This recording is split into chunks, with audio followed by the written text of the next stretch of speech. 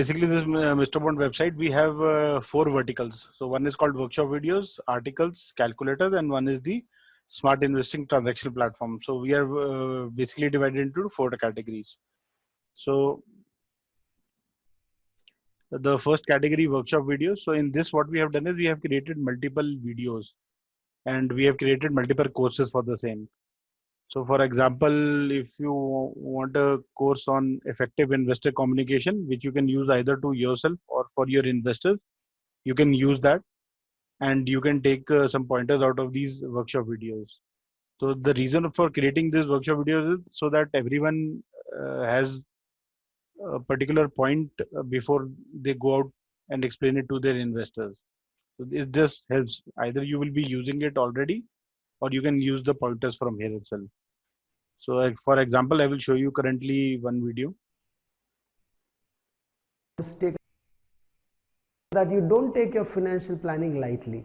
So let me start with rule of 30-30 and its importance in your journey, financial planning journey. Rule of 30-30 says that you have 30 years of your professional life, what we call golden period, and you have 30 years of your retirement life, what we call golden years. Retirement life can start from 50 if you want to take a sabbatical earlier, or 55, or at 60.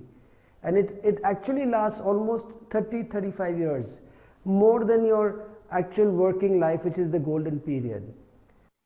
So as you can see, so this is basically what you can showcase to your investors, that you have got 30 years of your working life and you have got 30 years of your retirement life. So you need to plan for those 30 years. So for that, what you need to do is you need to start investing and creating a portfolio. So these kind of videos helps you, and there are other videos as well, like saving is not equal to investment. So if you are doing a saving in mutual fund, savings in fixed deposit, it doesn't generally help you. Why? Because the inflation will erode any of the interest which you would have earned. And then you need to, we also created one topic which is called take care of your family's interest. So here we talk about that you should go for a term insurance. You should also do, you should make wills for your family members, so on and so forth. So these kinds of videos are available. This also goes in depth into some main top mutual fund topics, for debt. So if you want to understand debt, or maybe one of your employees, he wants to understand debt, so you can showcase these and how the dynamic bond funds are created, what are the basic jargons, what is average maturity, yield to yield, so on and so forth. So you can use these videos either for yourself or for your own employees. So this is a video bundle of almost, I think, around 60 to 70 videos, and we are always adding more videos into it. The other section which we have created is this AMC corner. Here, any scheme specific topic or any webinar which we have created for them, that's available. So this is currently free. So if you want to watch these videos, you can straight away go to the AMC corner and you can check out these videos. And we keep on adding various videos throughout the year. The other vertical we have is called articles. So here what happens is Mr. Sunil Javeri, he writes articles. So basically he writes article for Wealth Forum, maybe Cafe Mutual, or maybe Bloomberg. So as and when he does that, he also publishes the articles here. You can use the pointers here. Again, same thing. You can use the pointers from these articles and you can explain it to your investors or depending. So here he had written an article of creating mutual fund practices only from dynamic asset allocation fund, that is the balanced advantage schemes. So you can click this article, so it will give you some pointers and it will give you some data as well. So everything is available, so you can also copy paste and take these ideas. So here the recent article which was regarding the AMC schemes, basically they were shifting credit risk fund within the schemes. So he had written an article over this, that we should not create unnecessary panic, and this has been happening for quite some time. So this is not nothing new. You do not need to worry. So if you get these types of basically pointers, so this helps you gaining confidence with the investors as well as for speaking with the other advisors as well. Now the main crux of this whole platform are the calculators and the transaction platform. So what I will do is I will basically first explain to you how the journey all started. So the calculators are divided into 5 categories. So one is the smart investing category. So these two are smart investing. So one is smart investing lump sum, one is smart investing SIP, one is smart investing value STP. So these three are smart investing based. The other three calculators is one is the asset allocation calculator, which I will speak and explain to you what it is all about. The fourth calculator is the rolling return calculator, and the fifth calculator, which is part of this rolling return, is point to point. So basically, 5 calculators is what we have created, and I will explain to you. So how the journey started. So we started in around 2013 or 14, and our main uh, advisory at that point of time was that you should do asset allocation for your investors. So asset allocation is what we said that you should be doing for your investors, and this will help you in minimizing the returns or maximizing the returns. So how does this asset allocation work? So what we did was we created our own algo, which is called Mr. Bond algo. So it gives a number every day. So like for yesterday, it gave a number of 1367. So we keep on giving numbers every day. And based on the numbers, we have created a band. So different, the number where the algo lies will give a different band. So if the algo is 1367, which is currently, so 1367 will lie between here, which is the yellow zone. So it will give you, so it says that equity allocation should be around 60%. So if you have 100 rupees, 60% should be in equity and 40% should be in debt. And this algo keeps on changing and you need to reallocate your portfolio. Why this was required was basically in 2008, when the markets went up, people did not do any profit booking. Everyone said that, okay, let's hold, markets are giving good returns and it will keep on giving good returns.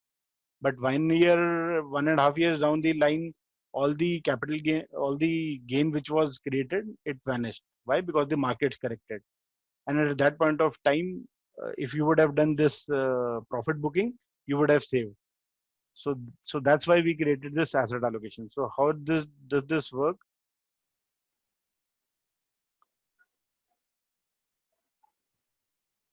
So here you take a liquid scheme and a equity scheme. Then we ask the frequency. By frequency, we mean that how much do you want to do asset allocation at which period. So currently, I will select quarterly. Then you can decide the period. So as I'm explaining you the 2008, so I will take you 2003.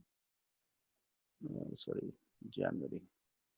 So just to explain the concept, I will tell you first.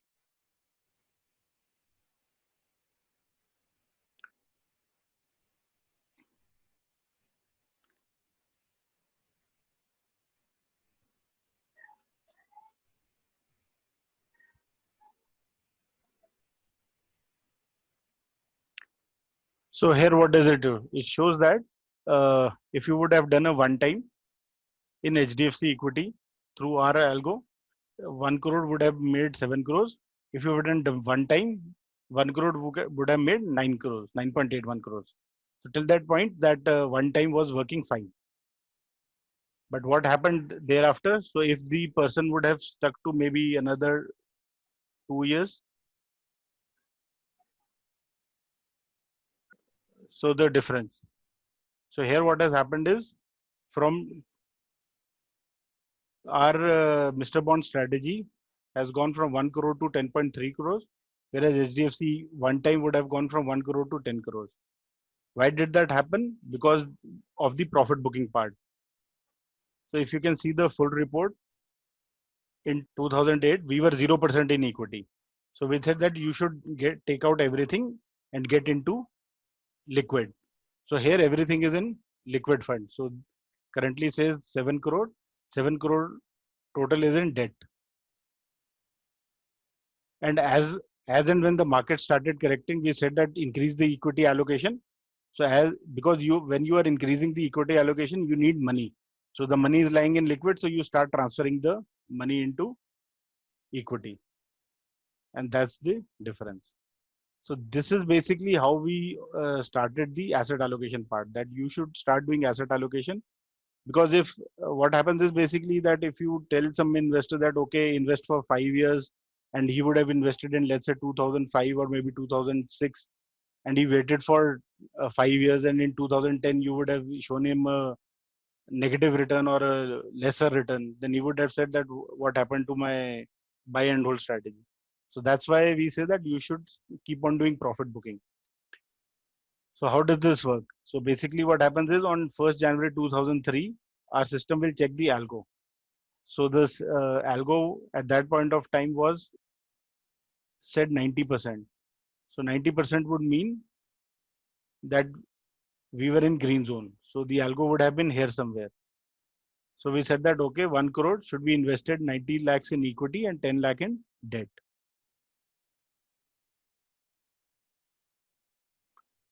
Then after 3 months, because we said quarterly, so after 3 months, we totaled the value and said that what should be the equity allocation. So equity allocation right here now is, it says that it should be 100% in equity. So we shifted the 10 lakh rupees, which was in debt, and shifted into pure equity.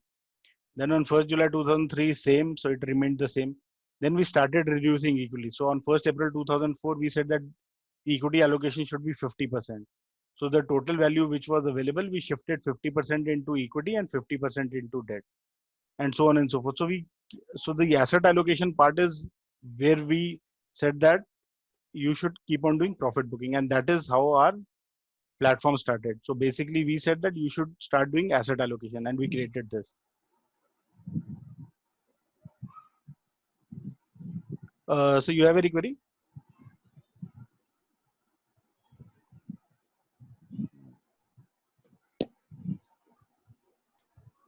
Hello. Yeah. Yeah. So I would like to ask one question. That Yes, sir. how is it operated? Means the strategy is 50%. Yes, yes, 50%. yes. So see, so basically, so that's what the point was. So here, what happens is basically because you need to know the portfolio of the investor. So this strategy practically is very difficult to maintain because you need to do it manually. And as a transaction platform, we are not able to get your investors' units. So if I need to know your current value of your investor, I wouldn't get that value, right? So that's why this strategy didn't work. So basically, it worked theoretically, but practically it was not available. So, right? so how Yes, can it will yes. be So yes. beneficial So to me and my yes, clients? yes, yes. So what we did was we tweaked this strategy. So what we said that instead of doing asset allocation between a liquid fund and a equity fund, this 50, 60, 70, 80, we said that, okay, now what you do is you forget the equity percentage. So so what happens? So now the strategy works this way is that you do not need to understand this equity allocation part. So this is now finished. You don't require that. What you need to remember is we are in which zone. So we created 3 zones. One is the red zone, one is a yellow zone, and one is the green zone. So what we said that whenever you are in red zone, you invest in an asset allocation fund or a liquid fund. And as and when if you get into the green zone, you go invest in equity fund. Okay.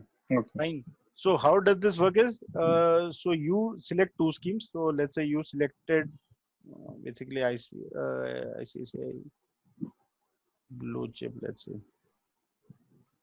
So you selected one fund, which is ICICI blue chip, and you selected ICICI balanced advantage. So let's say you did some smart investing strategy for somebody for 10 years. Fine. So now what it says. So first we will take the below part. So here what we are saying is that if you had done one time, so one time you invested 1 crore on 1st May 2010 and you stayed invested in it. So currently also after this downfall, etc., everything, the current value is 2.4 crore. 2.4. Fine. Whereas if you would have done profit booking, that is the smart investing strategy, your 2.4 would have made 2.86 crore. So an alpha of almost 46 lakh rupees. Agree. But Yes, sir. you know, between the journey Yes, sir. from last 10 years, Yes, how I operate this. Yes, sir. So that is what we have done. So what we do is, what we have done is we have created a transaction platform for it. So now what happens is, as I was showing you here, so here what you do is you select an equity fund and you select an asset allocation fund. You select both the categories at the first instance. Then you leave it to the our transaction platform to do the switches. So what will happen is on 3rd May, like in this scenario, so you are able to see the Excel? No. Fine. So now you are able to see the Excel? Yeah. Yeah. Fine. So here what we are doing is we are saying that on 3rd May 2010, you gave 1 crore rupees. And the algo on that day was 1485. Correct. So now what our system will do is the system will see where the algo lies. So 1485 would have been round about here, yellow zone. 50%. Yeah. So 50% that doesn't matter right now. What matters is which zone we are. So we are in yellow zone. Yellow. So when you are doing an additional investment or you are doing a purchase and you are in yellow zone, we say that you should get into equity. Hello Fine. Sir. Yes, sir. Sir, अरे आप जरा हिंदी में explain करोगे तो बहुत अच्छा होगा, क्योंकि कम लोग हैं और सब महाराष्ट्र के लोग हैं, कोई साउथ का नहीं है, तो हिंदी में एक्सप्लेन करो तो बेटर रहेगा सर. ठीक है मैं कर दूंगा. ठीक है. तो बेसिकली क्या है कि जब हमारे सिस्टम है उसने बोला 3rd May 2010 को एल्गो क्या था 1485 था हमारा येलो जोन. तो हमारे एल्गो ने बोला, तो हमारे सिस्टम ने बोला येलो जोन में इक्विटी के अंदर जाओ. तो उसने क्या किया, सारा का सारा पैसा इक्विटी के अंदर इन्वेस्ट कर दिया. तो इक्विटी के अंदर इन्वेस्ट करने का मतलब है उसने इक्विटी स्कीम चूज करी. इक्विटी स्कीम हमने चूज करी थी आईसीआईसीआई ब्लू चिप फंड. तो उसने सारा का सारा पैसा ब्लू चिप फंड में लगा दिया. उसके बाद क्या करता है सिस्टम, फिर वेट करता है नेक्स्ट मंथ का. सिस्टम ने नेक्स्ट मंथ वेट किया और उसने देखा कि एल्गो कहाँ है. एल्गो था हमारा 1403. तो 1403 अगेन वो येलो जोन में था. तो उसने बोला कि येलो जोन में हो तो इक्विटी में रहो. तो सिस्टम ने बोला ठीक है इक्विटी में बैठे रहो. तो उसने कुछ नहीं किया, वो इक्विटी में बैठा रहा. तो ऐसे आप हर महीने हमारा सिस्टम जो होगा वो चेक करता रहेगा कि एल्गो क्या चल रहा है. अब 1 अक्टूबर 2010 को ऑलमोस्ट 5 months लेटर हमारा जो एल्गो था वो हो गया 1698. बराबर. तो जो 1698 है वो आपका आ गया रेड जोन के अंदर. करेक्ट. ठीक है. तो रेड जोन का मतलब हुआ कि हम एसेट एलोकेशन में शिफ्ट कर जाएंगे. तो हमारा सिस्टम ऑटोमेटिकली स्विच रिक्वेस्ट दे देगा कि ब्लू चिप से एसेट एलोकेशन के अंदर ऑल यूनिट स्विच कर दो. तो ऑटोमेटिक हो जाएगा ना. मुझे ना क्लाइंट को कुछ देखने की नहीं. हाँ वही. तो वो ऑटोमेटिकली सिस्टम जो होगा पुश कर देगा. तो यहाँ हेलो एग्जिट लोड लग जाएगा. हाँ सर, एग्जिट लोड अगर होगा तो लग जाएगा.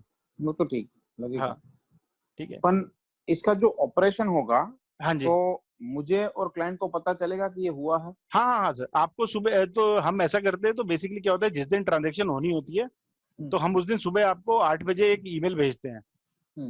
ठीक है. यूजुअली हम 9:30 भेजते थे, बिकॉज आजकल मार्केट 1 बजे बंद हो जाती है, तो हम 8 बजे भेज रहे हैं. तो आपको 8 बजे ईमेल आ जाती है ओके कि ये चीज होने वाली है. मुझे एंड क्लाइंट दोनों को. हाँ, आपको और क्लाइंट को दोनों को आएगी. बराबर. ठीक है. तो अभी हमारे प्लेटफॉर्म में क्या है कि वो जो ये जब कोई स्मार्ट इन्वेस्टिंग के लिए स्टार्ट करता है तो उसका वो जब हम इन्वेस्टर से हम ऑटो अप्रूवल ले लेते हैं. बराबर. तो जब हमने ऑटो अप्रूवल ले लिया तो ये स्विच ऑटोमेटिकली हो जाएगा. तो बाई चांस अगर लेट्स से इन्वेस्टर बाद में आपको मना भी कर देता है, तो एज ए एडवाइजर आप जाके सिस्टम को बोल सकते हो कि नहीं मैं ये स्विच नहीं करना चाहता. तो you can pause it also if you feel like. But अगर आप कुछ नहीं करते हो तो वो ऑटोमेटिकली 12 बजे ट्रांजेक्शन भेज देगा. ट्रांजेक्शन क्या भेजेगा कि ब्लू चिप के अंदर जितना भी पैसा है उसको स्विच कर दो बैलेंस एडवांटेज में. ठीक है. अब उसने 1 अक्टूबर को सारा पैसा जो था एसेट एलोकेशन में स्विच कर दिया. अब उसके बाद क्या था, उसने नेक्स्ट मंथ, फिर सिस्टम जो है वो चलता रहता है, तो वो हर महीने नेक्स्ट मंथ दोबारा देखेगा. तो नेक्स्ट मंथ उसने दोबारा देखा तो एल्गो था हमारा 1669. तो 1669 का मतलब हुआ कि हम अभी भी रेड जोन में है. तो उसने बोला एसेट एलोकेशन में बैठे रहो. ठीक है. अब उसके बाद क्या हुआ कि हमारा 1 दिसंबर को जो एल्गो था वो हो गया 1587. ठीक है, अब 1587 हुआ तो हमारा जो एल्गो था 1587 का मतलब है हम येलो जोन में आ गए। हाँ। ठीक है, तो जब हम रेड जोन से येलो जोन जाते हैं तो सिस्टम कुछ नहीं करता है, क्योंकि सिस्टम बोलता है कि आपने यहाँ पर इक्विटी जो है अब मतलब सस्ती होती जा रही है और एसेट एलोकेशन फंड के पास कैश में पैसा पड़ा हुआ है। तो जैसे जैसे मार्केट सस्ती होती जाएगी वो ऑटोमेटिकली परचेज करता रहेगा, राइट। ठीक है, तो वो धीरे धीरे खरीदता रहेगा। तो हम कह रहे हैं कि let the fund take the benefit out of it, it should keep on buying when it's cheap. तो हम उसको छोड़ देते हैं वहीं पे, हम बोलते हैं कि आप एसेट एलोकेशन में उसी में बैठे रहो और कुछ नहीं करना आपको येलो जोन में जब आप रेड जोन से येलो जोन जा रहे हैं, और सिस्टम फिर वेट करता है कि आप ये ग्रीन जोन के अंदर कब पहुंचते हैं। तो मेरा जो एल्गो है वो 1153 से नीचे होना चाहिए। ठीक है, तो अब इसके बाद क्या था, अब ये 1 अक्टूबर को उसने स्विच किया था बैलेंस्ड एडवांटेज के अंदर। So it kept on waiting, और 2 जनवरी 2012 को, तो ऑलमोस्ट एक साल के बाद, डेढ़ साल के बाद, हाँ 1 साल से ऊपर हो गया, 1.5 साल के बाद उसने देखा कि भाई हमारा जो एल्गो है वो 1127 हो गया। तो 1127 का मतलब है हम ग्रीन जोन के अंदर आ गए। बराबर। तो जैसे ग्रीन जोन के अंदर आ गए उसने बोला भाई एसेट एलोकेशन से अब सब कुछ बेच दो। तो हमने जो एसेट एलोकेशन के अंदर यूनिट्स खरीद रखे थे, ठीक है, वो हमने रिडीम कर दिए सारे के सारे। बराबर। और हमने सारा का सारा पैसा जो है ब्लू चिप के अंदर वापस ले लिया। अच्छा। ठीक है, तो आपने एसेट एलोकेशन बेच दिया और इक्विटी खरीद लिया जब हम ग्रीन जोन में हैं। ठीक है, और सिस्टम जो है वो ऐसे ही करता रहेगा, और वही उसने करता रहा। तो वो अब 2012 के बाद, ठीक है ना, सिस्टम दोबारा चेक करता रहा। तो हम सेम चीज, तो जब हम ग्रीन जोन में ग्रीन से येलो के बीच में आते हैं, तो लेट्स से हम यहाँ पे 50 आ गए, तो ये 1 दिसंबर 2014 को हम 50 पे थे। ठीक है, तो हम येलो जोन में थे, हमने इक्विटी सस्ती खरीद रखी है, मार्केट ऊपर जा रही है, क्योंकि अगर हम ग्रीन से येलो में जा रहे हैं तो मतलब मार्केट ऊपर जाने लगी। तो हम कहते हैं भाई फायदा उठाने दो, तो आप इक्विटी में बैठे हो, इक्विटी में ही बैठे रहो। और ये जो हाँ फंड जी, आपने सिलेक्ट किए वो कोई भी कर सकते हैं, जैसे आपने हाँ blue chip and balance advantage हाँ किया हाँ, है। मतलब सी वो जो ऑप्शन है फंड की वो आपकी है। तो आप ब्लू चिप और एसेट एलोकेशन लेना चाहते हो वो आपकी कॉल है, आप ब्लू चिप और लिक्विड लेना चाहते हो वो भी आपकी कॉल है, आप अच्छा। लिक्विड और एसेट एलोकेशन लेना चाहते हो वो भी आपकी कॉल है। तो आपने ये लिया, उसका क्या लॉजिक है? ब्लू चिप लिया और दूसरा asset balance allocation, advantage. Balance ठीक है, एडवांटेज, हमारा राइट? बैलेंस्ड एडवांटेज लेने का जो लॉजिक था वो ये था कि जब हम यहाँ रेड जोन में हैं, हाँ। ठीक है, तो जो एसेट एलोकेशन स्कीम होगी वो उनके भी अपने पैरामीटर्स है, राइट। ठीक है, तो वो अपने हिसाब से एसेट एलोकेशन कर रहे हैं। तो जैसे अगर आईसीआईसीआई बराबर। बैलेंस्ड एडवांटेज है तो वो मैक्सिमम 80% इक्विटी में जाता है, और मिनिमम आई थिंक 30% इक्विटी में जाता है। ठीक है, तो वो ना चेंज करते रहते हैं, तो उनकी वैल्यूएशन जो होती हैं वो डिफरेंटली वर्क करती हैं। तो हमारा पॉइंट है कि भाई अब मार्केट अब ये रेड जोन में अगर हम यहाँ है तो यहाँ से बढ़ के ऊपर भी जा सकती है, और ठीक है, तो हम वो अपॉर्चुनिटी मिस नहीं करना चाहते। तो इसीलिए हम बोलते हैं कि एसेट एलोकेशन में रहो, ताकि अगर इक्विटी का कुछ मतलब आप जो आईसीआईसीआई बैक होगा वो इस टाइम भी अराउंड ऑलमोस्ट 50% या 40% इक्विटी में होगा ही होगा। ठीक है, तो सो आपने सारा, मोटा मोटा हाँ ये हाँ स्ट्रेटेजी तब काम आएगी जब आप हाँ सामने वाला फंड एसेट एलोकेशन पकड़ो तो। हाँ, आप मतलब जरूरी अच्छा है, अच्छा रहेगा हाँ ऐसा। अच्छा है वही वाला। तो अब इसका डाउन साइड भी है, इसका फायदा भी है। अब डाउन साइड क्या होता है, बेसिकली क्या होता है कि जब हम आप रेड जोन में आपने एसेट एलोकेशन खरीद लिया, राइट। ठीक है, अब क्या हुआ, मार्केट नीचे जाने लगी तो आपकी इक्विटी वैल्यू भी नीचे होगी। तो यहाँ पर तो इक्विटी इनके पास कम है, ठीक है, मे बी लेट्स से वो 40% इक्विटी में थे, तो अब धीरे धीरे वो इक्विटी बाय करना शुरू कर देंगे जैसे जैसे हम नीचे जाएंगे। तो हम 40% से 50% गए, 50 से 60, 60 से 70, 70 से 80, ठीक है, तो धीरे धीरे करके वो इक्विटी खरीदना शुरू कर देंगे। बट उसके बीच में जो फंड वैल्यू होती है वो ऊपर नीचे होता रहती है। ओके, ठीक है, तो समझ गया। होता, हाँ, तो होता क्या है बेसिकली, जब आप येलो जोन में हैं और येलो जोन से हम ग्रीन जोन में हैं, तो उसका मतलब है इक्विटी ने करेक्ट कर लिया काफी। तो जो आपकी एसेट एलोकेशन होगी वैल्यू उसकी भी वैल्यू कम होगी।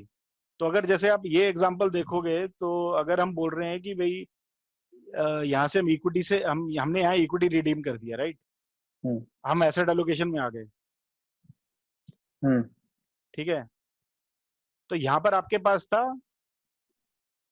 1.25 करोड़, 1.20 करोड़, ठीक है, बट जब आप वापस इक्विटी के अंदर मूव किए तो 1.2 का हो गया 1.1, तो आपने 10 लाख रुपए का लॉस बुक किया। ठीक है, तो हमारा पॉइंट है कि थोड़ा वैल्यूएशन नीचे जाएगा जाएगा, ठीक है ना, बट ये होगा कि एज कंपेयर टू इक्विटी वो इतना नहीं जाएगा। तो इक्विटी अगर ये आपका 1.25 करोड़ रुपए इक्विटी के अंदर ही पड़ा होता तो वो 1.25 करोड़ का मे बी 90 लाख हो गया होता, ये 85 लाख हो गया होता, ठीक है ना। तो इसने आपकी डाउनसाइड प्रोटेक्शन कर लिया, बराबर, समझ गया। ठीक है।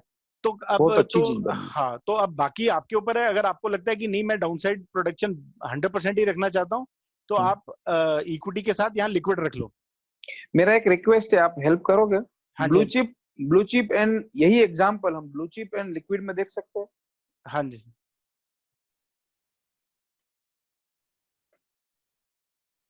हेलो हाँ जी, सर, मुझे एक दो चीज पूछना था कि माय नेम इज गौरव भंसाली। हाँ जी, मेरा खुद का अल्गोरिदम प्रोडक्ट है for equity. Okay, so the drawback in algorithm is that they keep the stop loss with the short span of time.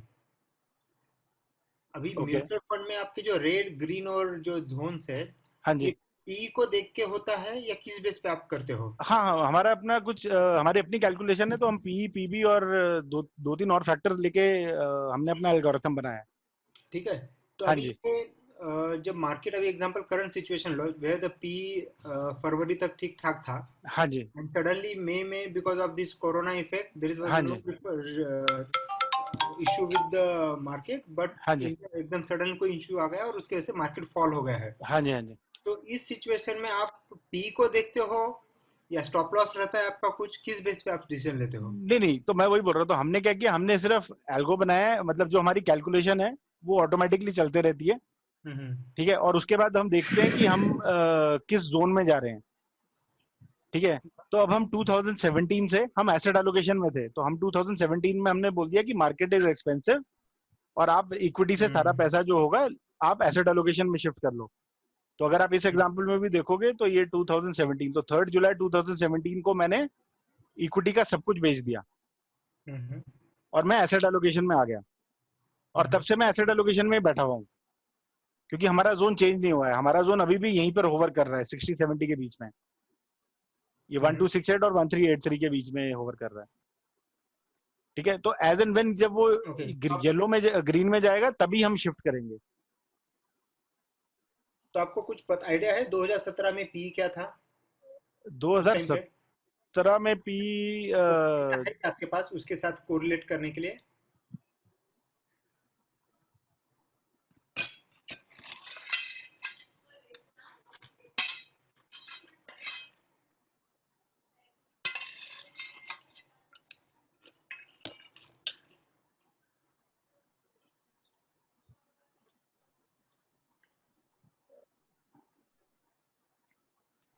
तो 23 और 3.56 था, So और अभी हाँ जी, और अभी तो आई थिंक चेंज हो गया। हाँ, अभी तो अराउंड 18 के आसपास है। हाँ, राइट। तो हम पीई पीबी लेते हैं और 2-3 और फैक्टर्स हैं, उसके हिसाब से हम ये बनाते हैं। तो मतलब ऐसी कैलकुलेटर बनाने का हमारा पॉइंट यही था कि भाई कैलकुलेटर से आप देख सकते हो कि जो भी आप टाइम होराइजन या टाइम पीरियड लेना चाहते हो आप उससे कैलकुलेट करके देख सकते हो whether it's working for you और नॉट। अब दूसरा जैसे क्वेश्चन यूजुअली आता है वो ये आता है कि भाई मैं इसको स्मॉल कैप या मिड कैप के साथ करूँ तो कैसा रहेगा, ठीक है ना, क्योंकि हमारा जो है हमारा तो ये निफ्टी पीई पे बना है, तो whether it works on small caps and mid caps also और नॉट। बट हमने ये सी, तो यूजुअली हम तो ये बोलते नहीं है कि भाई स्मॉल कैप मिड कैप में करना चाहिए एज अ एडवाइजर, हम ये बोलते हैं कि उनको मल्टी कैप में रखो, let the fund manager decide कि कहाँ जाना चाहिए, ठीक है। But if you still want to do it you can still do it, और परम्यूटेशन कॉम्बिनेशन करके आप देख सकते हो कि स्मॉल कैप में भी वर्क कर रहा है कि नहीं। तो अब वो जैसे एक बार लिक्विड वाला एक बार बता दीजिए। हाँ, ये लिक्विड वाला ही मैंने किया है, तो इसमें हाँ। लिक्विड में आपका ये ब्लू चिप था, 1 करोड़ का आपका 2.5 करोड़ बन गया, मतलब 2.4 करोड़ बन गया अगर आपने बाय एंड होल्ड करके रखा होता, और लिक्विड में आपने किया तो आपका 4 करोड़ बन गया। आपने बैफ में किया था तो आपका थोड़ा कम हो गया, 2.86 बना था। हाँ जी, हाँ, मैं वही पूछ रहा था। हाँ, बराबर, समझ हाँ, गया। सो ये पास्ट डेटा है। हाँ, ये सारा पास्ट डेटा है, और आपकी अप्लाइड स्ट्रेटेजी है जो आपने पास्ट में अप्लाई करी है। हाँ जी, हाँ जी। तो हमने बेसिकली पहले स्ट्रेटेजी बनाई, हमने कहा कि ऐसे प्लस माइनस करने से क्या होता है, और फिर उसके बाद हमने उसका प्लेटफॉर्म बना दिया और कैलकुलेटर। ये कितने टाइम से मतलब ये बनाया हुआ है आपने? सर ये हमने वही 2-3 इयर्स हुए हैं अभी हमारे को, 2016 के आसपास हमने बनाया था। अच्छा, पर उसको आप देख रहे हैं कि अगर वही स्ट्रेटेजी अप्लाई की होती तो 2010 से 20 में क्या रिजल्ट आया था ऐसा? हाँ जी, हाँ जी। तो बेसिकली सी ऐसा है कि हम 2017 से एसेट एलोकेशन में ही हैं। हाँ, ठीक है, तो ओके। मतलब हाँ, तो अगर आप कोई भी बैफ पॉइंट टू पॉइंट मतलब देख लोगे तो बैफ वर्सेस आर स्ट्रेटेजी मतलब वो तो सेम ही रिटर्न देने वाला है, नहीं क्योंकि मतलब समझा नहीं। हम 2017 से बैफ के अंदर हैं। हाँ, ठीक है, तो आप पॉइंट टू पॉइंट इक्विटी का रिटर्न निकालो, पॉइंट टू पॉइंट आप बैफ का रिटर्न निकाल लो हाँ, 2017 से। तो बैफ का रिटर्न जो होगा वही हमारी स्ट्रेटेजी का रिटर्न होगा। क्यों? क्योंकि हम तब से कुछ हमने शिफ्ट तो किया नहीं है, तो it's like buying one time अच्छा इनटू बैफ। अच्छा, तो हाँ 2017 से आपका हाँ ये जो अल्गो है हाँ वो जी, सेम बोल रहा है कि हाँ आपको जी, कि रेड स्टेटस जोन, को रहना हाँ है। हाँ हाँ। तो तो हम रेड बेसिकली जोन में है अभी। हाँ जी, हाँ जी। तो हाँ, तो वो जो पॉइंट हमारा आया था वो यही आ जाता है कि भाई इन्वेस्टर को हमारे को जर्नी स्मूथ देनी है। ठीक है ना, हाँ, हमारा पॉइंट। हाँ जी, तो हमारा पॉइंट ये था बेसिकली कि भाई अगर आप बाय एंड होल्ड बोल रहे हो, ठीक है ना, तो आपने किसी इन्वेस्टर को बोला सर आप पकड़ के रखो पैसा, 5 साल के लिए इन्वेस्ट करो, 10 साल के लिए करो, 15 साल के लिए करो। तो इन्वेस्टर थोड़े टाइम के बाद बोलेगा कि अगर बाय एंड होल्ड ही करना है तो मैं खुद ही कर लेता हूँ, तुम्हारी क्या जरूरत है। ठीक है, तो दूसरा पॉइंट ये आता है कि तो naturally you need to do profit booking. लेकिन अब प्रॉफिट बुकिंग कैसे करोगे? Profit booking should not be on a whim कि अच्छा आज मेरे को मार्केट ऊपर लग रही है मैं बेच देता हूँ, आज मेरे को मार्केट नीचे लग रही है मैं इन्वेस्ट कर देता हूँ। तो हमारा पॉइंट है कि भाई उसको ताकि आपका कोई बायस ना रहे, you should follow a strategy. तो हमने जो एल्गो देखा है कि आप एल्गो के हिसाब से स्टिक करते हो तो यू विल मेक मनी ठीक है। आज के फॉर योर हिसाब से इन्वेस्टर्स। सो दैट आज इज व्हाट के आवर कंसेप्ट इज। ओके हाँ जी। आज के हिसाब से आपका ग्रीन जोन में आया होगा। आज का भी एक्चुअली कैलकुलेट नहीं किया है मैंने। आज बोले तो नहीं कल तक मतलब हाँ, आपका कल तक ट्रांसफर येलो है। में ही है। हाँ येलो में है, हम यहाँ पर है 1367। Okay so still okay you are not asking to हाँ जी, हाँ जी, हाँ जी, तो अभी जब जैसे पी अगर 18-19 पे आया होगा सो हाँ जी। Generally most of the software has say कि this is the best time जब पी जब 18-19 पे आ जाता है लेकिन आपका सॉफ्टवेयर अभी भी बोल रहा है हाँ, कि क्योंकि 15 मैं वही बोल रहा ना, हम एक्चुअली पीई पीवी और 2-3 और पैरामीटर्स लेते हैं, तो वो कितने एक्सपेंसिव हैं उस हिसाब से होता है। अगर लेट से मेरा जो पीई है, ठीक है ना, वो मेरा लेट से 26 या 27 चल रहा है, लेकिन मेरा पीवी घट के 1 पे आ गया, हाँ तो may be my algo will work differently. तो पीई आपको दिखा हायर है but my algo will be working little bit differently. okay if you don't mind can you share all the parameters on which basis you decide green नहीं sir, yellow मतलब वो हम actually किसी के साथ शेयर नहीं करते हैं, हम सिर्फ इसीलिए सिर्फ नंबर देते हैं। Hmm, हाँ okay वही तो पैटर्न है, वही हाँ अभी तो जी। पैटर्न है अभी आपका। आपका इसके पहले ये लास्ट 4-5 साल में कब आपका येलो जोन आया ग्रीन जोन आया था ग्रीन जोन तो हमारा 2013 में आया था। उसके बाद आया ही नहीं उसके बाद हाँ नहीं आया, उसके बाद अभी हम मतलब बिल्कुल नजदीक पहुंच गए थे। तो बेसिकली कहाँ गया, हम आई थिंक यहाँ पे 1153 शायद से एक दिन के लिए पहुंचे थे। ओके तो ऐसे दिन में आपका फिर बाइंग हो जाता होगा ग्रीन जोन में नहीं, वो हम सी बेसिकली क्योंकि ये हम मंथली रखते हैं, हाँ हाँ ठीक है, so we do it every month. हम्म तो हमने मंथ डिसाइड किया 15, तो हम 15 टू 15 चलते हैं। ओके ठीक है, तो अगर 15th नहीं आता है तो मतलब नेचुरली फिर वो नहीं स्विच करेगा, but we give you an option if you want to override our system, you can do that also. Sir ऐसे भी कभी होता है महीने में कोई दिन आपका समझ लो 15 तारीख के बाद 18 कोई आपका आ गया है ग्रीन जोन हाँ हाँ, ग्रीन जोन आ गया बट हाँ स्विच वापस नहीं आने करेगा। वाले नेक्स्ट 10 तो 18 तारीख को जब ग्रीन जोन आता है हाँ सो जी। Recommend to suggest to shift into green zone और नहीं, सी हमारा हमारा ये रहता है कि सी हमारा लॉजिक जो था कि भाई why you should wait for 30 days और 15 डेज कि एक ट्रेंड बनने की मतलब वो ऑप्शन रहनी चाहिए, क्योंकि आज मार्केट डिप कर गई और आप आज घुस गए और थोड़े टाइम के बाद और नीचे चलेगी, सो फिर वो मतलब it doesn't help the portfolio that much. आपको थोड़ा बहुत रिटर्न का, और मैं वही बोल रहा हूँ, दूसरा पॉइंट ये है कि हम एसेट एलोकेशन में बैठे हुए हैं। ठीक है, तो एसेट एलोकेशन जैसे अगर मैं येलो जोन में हूँ तो मे बी वो 75 या मे बी 70% था, और हम और मार्केट नीचे जा रही है, so they are already buying equity. तो आपको स्विच करके डायरेक्टली इक्विटी खरीदने का इतना कोई मतलब फायदा नहीं होने वाला है, थोड़ा पॉइंट डिफरेंस का मतलब 1 महीना या 15 दिन का।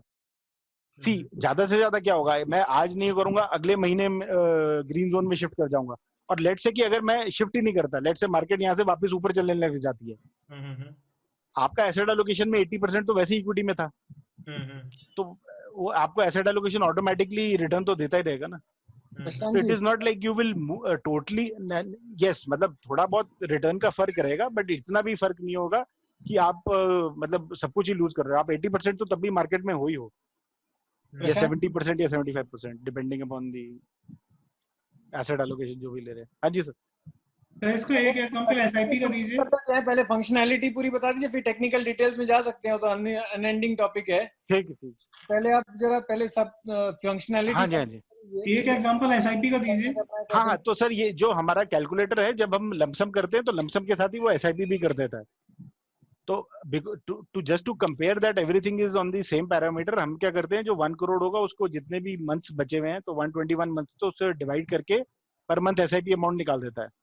प्रशांत जी, हाँ क्या जी, डेमो लॉगिन दे सकते हैं इसमें, हम अपना हिसाब से सारा कुछ एक्सपेरिमेंट कर सके अच्छी तरह से? हाँ हाँ सर, जो आप ट्रायल करके कूपन यूज कर सकते हो, तो आप मेन साइट पे जाएंगे, रजिस्टर कर लीजिए, यहाँ पर कूपन डाल दीजिए ट्रायल TRAL और अप्लाई कर दीजिए, तो आप 3 दिन तक आपको कैलकुलेटर्स वगैरह सब कुछ फ्री मिलेंगे। ठीक है। तो अभी आप ट्रांजैक्शन प्लेटफॉर्म नहीं मिलता है, बट उसके सिवाय सब कुछ फ्री मिलता है। क्या नहीं मिलता?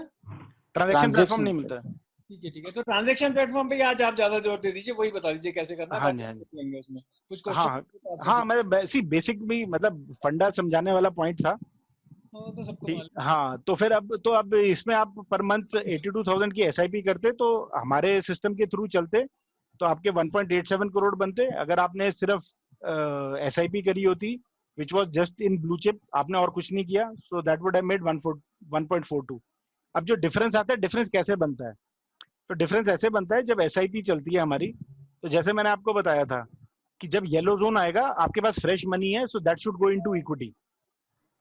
ठीक है, तो जो एसआईपी जब हमारी वर्क करती है, तो सिस्टम ऐसे वर्क करता है, जब रेड जोन में होंगे हम, तो वो एसेट एलोकेशन के अंदर परचेज करेगा, जब येलो या ग्रीन जोन के अंदर होंगे तो वो इक्विटी में परचेज करेगा। तो आपका जो एसआईपी अमाउंट है, विच इज 10,000 या 50,000 या 5,000, जो भी अमाउंट आपका है, ठीक है, अमाउंट उतना ही जाएगा, बट जो स्कीम सिलेक्शन होगी वो एल्गो के बेसिस पे होगी। ठीक है, तो अब जैसे यहाँ आप देखोगे हम येलो जोन में हैं, तो ऑटोमेटिकली उसने इक्विटी के अंदर खरीदे यूनिट्स। जैसे ही हम रेड जोन में आए, 1 अक्टूबर को रेड जोन में आए, उसने बैफ के अंदर परचेज करना शुरू कर दिया एसआईपी अमाउंट। हाँ, तो इसमें क्या होता है सर, तो हम ना इसको एज अ एसआईपी नहीं रजिस्टर करते, हम इसको एज अ शेड्यूल रजिस्टर करते हैं अपने सिस्टम पे। तो ये मतलब ना म्यूचुअल फंड के पास ना आरटीए के पास सेव होती है, ये सिर्फ डेटा जो होगा सिर्फ हमारे पास सेव होता है।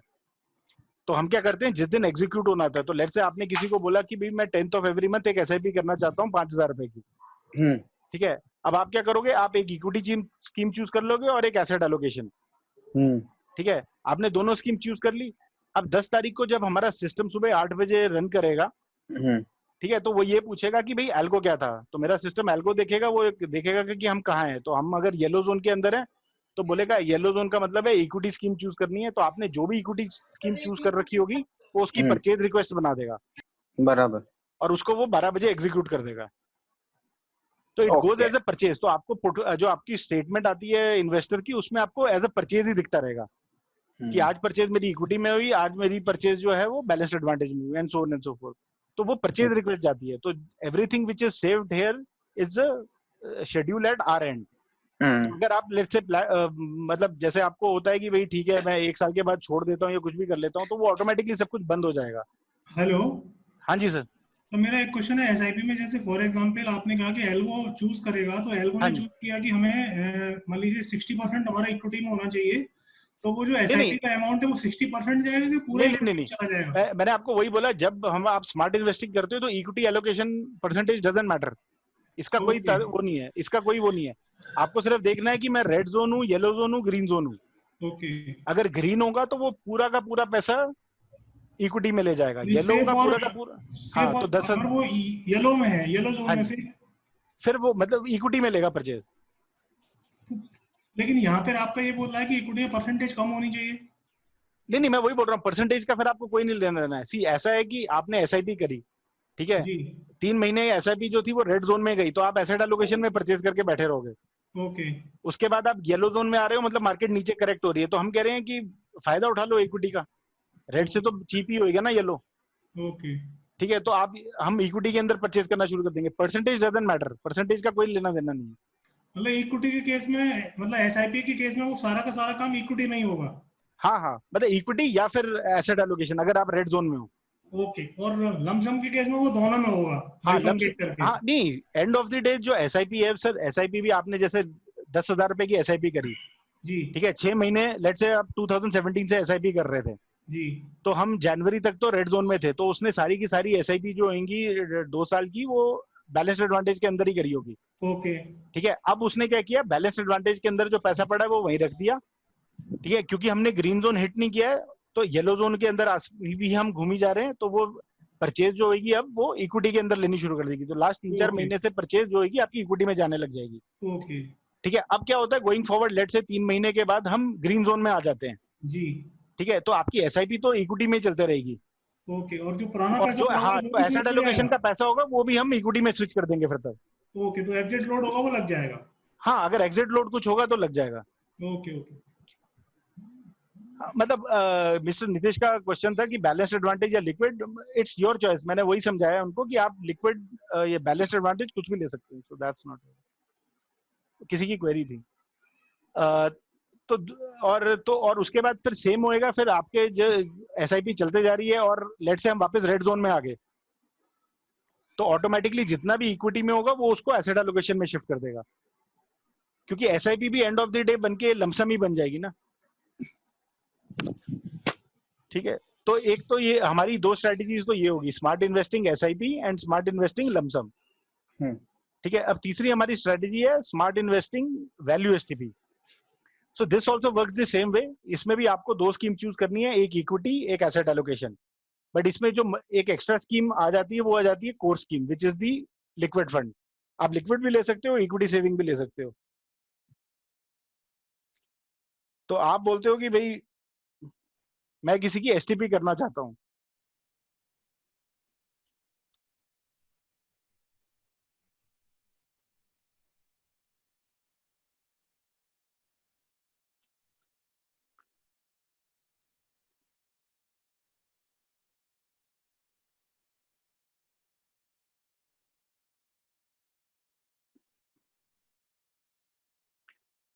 so there is a question that can we change the scheme in between?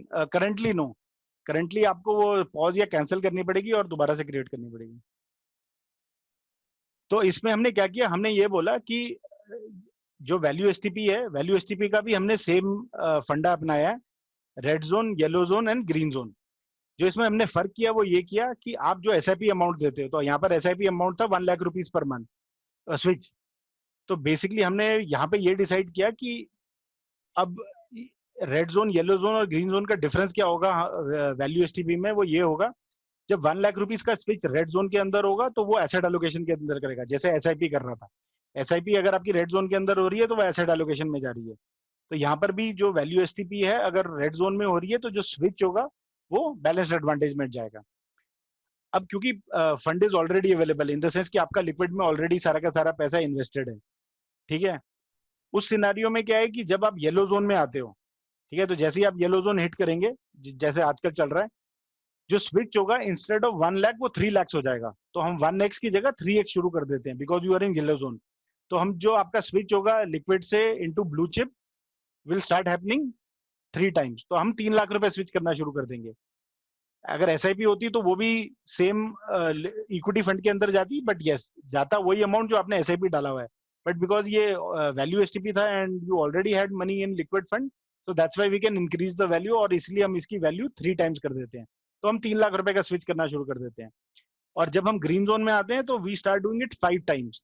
तो हम बोलते हैं 5 लाख का स्विच करो इनटू इक्विटी। तो वैल्यू एसटीपी का जो डिफरेंस है वो यहाँ है। तो यहाँ पर हमने एक्सप्लेन किया हुआ है, आपने 3 मई 2010 से till date 60 lakh rupees invest किए थे और आपने बोला भाई एसआईपी करनी है मैंने 1 lakh rupees per month STP. आपने नॉर्मल एसटीपी करी, मतलब कि वो ऑटोमेटिकली हर महीने 1-1 लाख रुपए ट्रांसफर करता रहा। तो that would have 60 lakh would have made 1.32 crore. But अगर आपने वैल्यू एसटीपी करी होती हमारी स्मार्ट इन्वेस्टिंग की, तो that would have made you 1.62 crore, तो almost an alpha of 30 crore 30 lakhs. So how did this happen? आपको एक्सेल मिल जाएगी which you can use.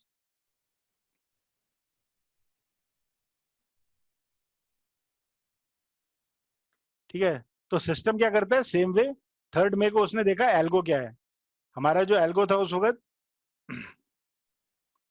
1485 था, उसका मतलब थे हम येलो जोन में थे।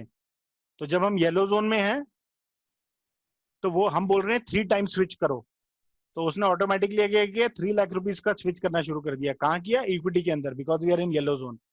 फिर नेक्स्ट मंथ दोबारा उसने एल्गो देखा, क्या था एल्गो देखा भाई, दोबारा हमारा जो एल्गो था वो येलो जोन में था 1442 which was in yellow zone. तो उसने बोला 3 लाख रुपीस का स्विच करो, कहाँ करो, इक्विटी के अंदर। तो सो ऑन एंड सो फोर्थ हम ऐसे करते रहे। सो जो 60 लाख रुपए आपके पास था वो ऑलमोस्ट आपने 2 साल के अंदर अंदर ही खत्म कर दिया, because you got many yellow zone. तो हमारा पॉइंट यही है कि अगर आपने जब आप वैल्यू एसटीपी स्ट्रेटेजी अपना रहे हो, तो अगर येलो जोन में हो तो आपको ज्यादा करना चाहिए, ग्रीन जोन में हो तो उससे ज्यादा करना चाहिए, अगर रेड जोन में हो तो सिर्फ 1 टाइम करना चाहिए। तो that will help you much more in STP. आप नॉर्मल एसटीपी करते तो it would have given you a lesser return. So that is the other difference. तो इसमें भी हमारा सेम वे है, तो जो सिस्टम है वो ऑटोमेटिकली देखता है कि कहाँ जाना है, कैसे जाना है, और वो ऑटोमेटिकली स्विच रिक्वेस्ट भेजता रहता है 1 लाख 3 लाख 5 लाख। ये हो गया हमारा वैल्यू एसटीपी। उसके बाद आगे रोलिंग रिटर्न। सो अब जो हमारे नेक्स्ट 2 कैलकुलेटर जो बचते हैं वो है rolling return calculator and point to point calculator. तो रोलिंग रिटर्न कैलकुलेटर हमारा बेसिक है। तो बेसिकली आप कोई भी 2 फंड चूज कर लो और आप देखना चाहते हो कि भाई उसमें परफॉर्मेंस वाइज क्या फर्क है, तो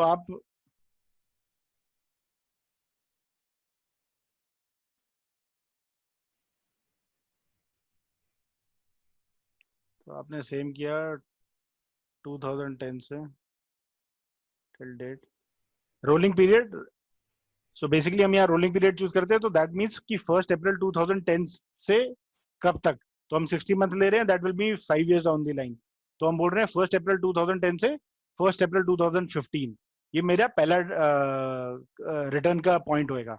हमने रोलिंग फ्रीक्वेंसी ली है 1, तो उसका मतलब है नेक्स्ट ऑब्जर्वेशन जो हम लेंगे वो होएगा 2 अप्रैल 2010 से 2 अप्रैल 2015, 3 अप्रैल 2010 से 3 अप्रैल 2015, सो ऑन एंड सो फोर्थ। तो मतलब रोलिंग रिटर्न का जो है वो यही है। हमने दूसरी चीज इसमें डाली है वो है स्लैब्स। तो बेसिकली वो क्या करता है, जो रिटर्न्स का डेटा आ रहा है उसको वो ग्रुप कर देता है।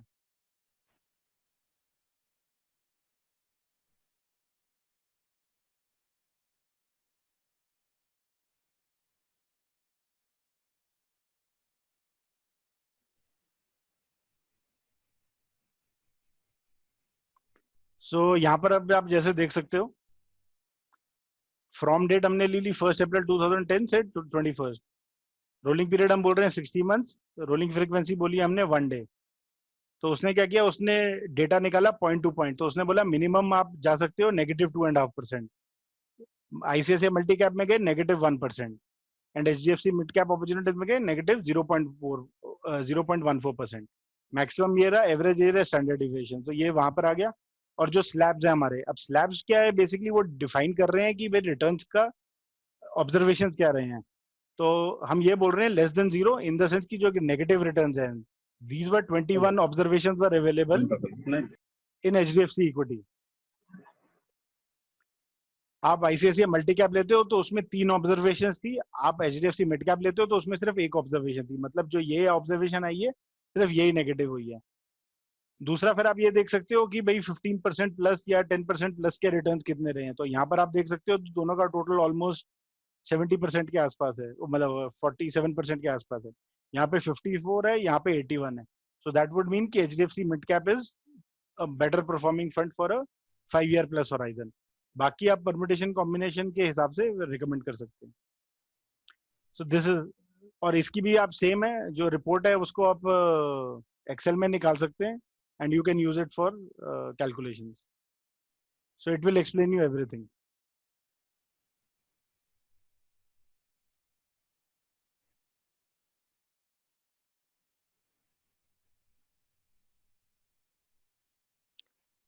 So this will give you a summary. So summary is what you can take it to your investors. आप सीधा investors को बता सकते हो कि सर ये rolling period रहा है और ये इसके data points हैं. अगर आपको डिटेल में जाना है you can always go into the detail. यहाँ पर हम explain कर रहे हैं कि वो कैसे रिटर्न निकाल रहा है. तो from date to date. तो आपने 5-5 साल का रिटर्न निकालना शुरू कर दिया. तो आप निकालते रहे 2020 तक, जब तक डेटा हमारे पास अवेलेबल था. तो 21 में 2010 तक हमारे पास डेटा अवेलेबल था और उसने सारे रिटर्न निकाल दिए. तो that means any investor who had invested at any point of time he would have got these kind of return. So ये हमारा हो जाता है रोलिंग रिटर्न. उसके बाद हमारा आता है last calculator which is called point to point. So this is the basic calculator which everyone uses. It was just that the advisors जो थे वो बोल रहे थे कि सेम प्लेटफॉर्म पे ही वो सब कुछ होना चाहिए. So that's why we created. तो यहाँ पर आप डिसाइड कर सकते हो कि कौन सी कैटेगरी लेनी है, कौन सी स्कीम्स लेनी है. You can choose all, you can choose selected. तो आप बोलते हो कि भाई मैं मल्टी कैप फंड के परफॉर्मेंसेस देखना चाहता हूँ, may be 1 month, 3 month, 6 months, 1 year and 5 year. Less than 1 year you can decide कि आपको सिंपल एनुअलाइज चाहिए कि एब्सोल्यूट चाहिए. You can select all and calculate. तो वो क्या करेगा, पॉइंट टू पॉइंट रिटर्न आज से. तो as of yesterday, so as of yesterday it will start calculating the returns. You can rank them in the sense कि कौन better performing है, कौन worst performing है. So you can use this as a guide as well. So this is another thing which you have created. तो अब यहाँ पे आप देख सकते हो जैसे पराग Parekh, it is giving a consistent return 3 months, 6 months, 1 year and even 5 years. So these are the main calculators of our platform. ठीक है ना. So you can use the trial and you can test these articles, workshop videos and calculators. तो आप ये 3 चीजें तो यहाँ होगी. अब दूसरा पॉइंट आ जाता है हमारा ट्रांजैक्शन प्लेटफॉर्म का कि how do you transact. So एक क्वेश्चन था मिस्टर सरोज से. After completing STP will it again operate as per algo. ये तो बेसिकली क्या है कि जब आप वैल्यू एसटीपी कर रहे हो, उनका वैल्यू एसटीपी पे क्वेश्चन है. तो बेसिकली क्या है कि जब लिक्विड से पैसा खत्म हो गया, ठीक है ना, लिक्विड से सारे स्विचेस हो गए, उसके बाद जो पैसा है वो आईसीआईसीआई ब्लू चिप और आईसीआईसीआई बैलेंस्ड एडवांटेज, इन दोनों के अंदर ही रह जाएगा. इनके बीच में स्मार्ट इन्वेस्टिंग चलते रहेगी till you don't cancel it. तो आपने लिक्विड से तो पैसा निकाल लिया, तो लिक्विड से पैसा शिफ्ट करता रहा, चाहे 1 साल लगे, चाहे 2 साल लगे, चाहे 4 साल लगे, चाहे 5 साल लगे. एज एंड व्हेन उसने खत्म कर दिया पैसा, उसके बाद वो ब्लू चिप और बैलेंस एडवांटेज के अंदर स्विच इन स्विच आउट करता रहेगा, because it will become a lump sum at that point of time. तो उसके बाद आपकी स्मार्ट इन्वेस्टिंग चलते रहेगी and that is what we have showcased here also, कि उसके बाद वो लमसम बन जाता है और आप उसमें देख सकते हैं. तो ट्रांजैक्शन प्लेटफॉर्म तो बेसिकली क्या होता है, जैसे ही आप हमारी सब्सक्रिप्शन लेते हो, you will be able to create transactions also. तो ये जो 3 हमारी स्मार्ट इन्वेस्टिंग स्ट्रेटजीज हैं, SIP, lump sum and value STP, that is what you can create on the platform. तो उसके लिए हमने प्रोसेस ऑटोमेटेड बनाया हुआ है. तो जैसे ही आप लॉग इन करते हो, सबसे पहले एक एग्रीमेंट जाता है. तो agreement is between mister Bond and you as an advisor. तो वो एग्रीमेंट आपको एक्सेप्ट करना पड़ता है. Once that is done, you will be able to log in. तो आप जैसे ही लॉग इन करते हो, उसके बाद सबसे पहली चीज आपको करनी है वो ये है कि हमारा जो टाइप है वो एमएफयू के साथ है. तो आपको एमएफयू के से ट्रांजैक्शन जब करनी होती है, तो you need to create CAN for them, which is called a common account number. तो कॉमन अकाउंट नंबर खोलने के लिए सबसे बेसिक तो यही है, आपको ईमेल आईडी चाहिए, होल्डिंग पैटर्न वगैरह वगैरह. आप यहीं पर प्रूफ्स वगैरह अटैच कर सकते हैं. तो सेल्फ अटेस्टेड कॉपीज आप लगा दीजिए and you can create a CAN for your investors. So the whole process is electronic. तो you don't need to do anything in the sense physical देने की कोई जरूरत नहीं है. आपको सब कुछ ऑनलाइन ही भरना है, ऑनलाइन ही अटैच करना है और ऑनलाइन ही सबमिट करना है.